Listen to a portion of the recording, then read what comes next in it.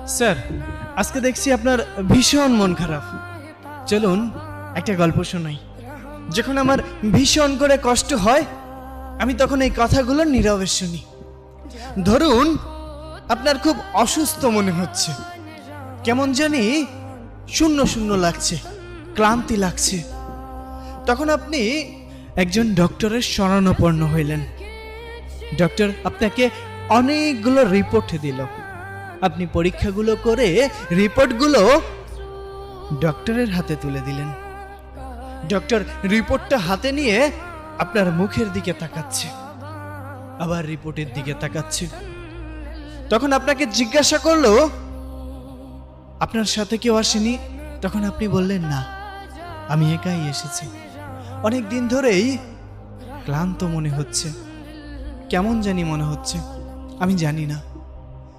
তখন ডক্টর অনেকটা মলিন মুখে বললেন, হয়তো আপনাকে এই কথাটা বলা উচিত হবে না, কিন্তু তারপরও যেহেতু আপনার সাথে কেউ নেই, আপনাকেই বলতে চাই, আপনি আর 2 মাস বাঁচবেন। আপনার জীবনের সব ইচ্ছা আকাঙ্ক্ষা সবকিছু পূরণ করে নিন। যদি কোনো কিছু ইচ্ছা অপূরণীয় থাকে, আপনি পূরণ করে নিতে পারেন। এই 2টা মাস আপনি এই পৃথিবীকে দেখে নেন। আপনার যে রোগ ধরা পড়েছে, আমি সে রোগের নাম নিতে চাচ্ছি না, তবে ভেঙে পড়বেন না। মানুষ মাত্রই মরণশীল, আজ না হোক কাল ঠিকই চলে যেতে হবে। আপনাকে এজন্যই সতর্ক করে দিলাম, কারণ আমি এমন রোগী অনেক দেখেছি। ঠিক তখন আপনি স্তব্ধ হয়ে গিয়েছেন। আপনার এত ক্ষমতা, এত জোশ, এত টাকা, এত অর্থ সম্পদ কোথায় যাবে? কোথায় যাবে? যত বড়ই শক্তিশালী মানুষ হোক না কেন, মানুষ তো মরণশীল।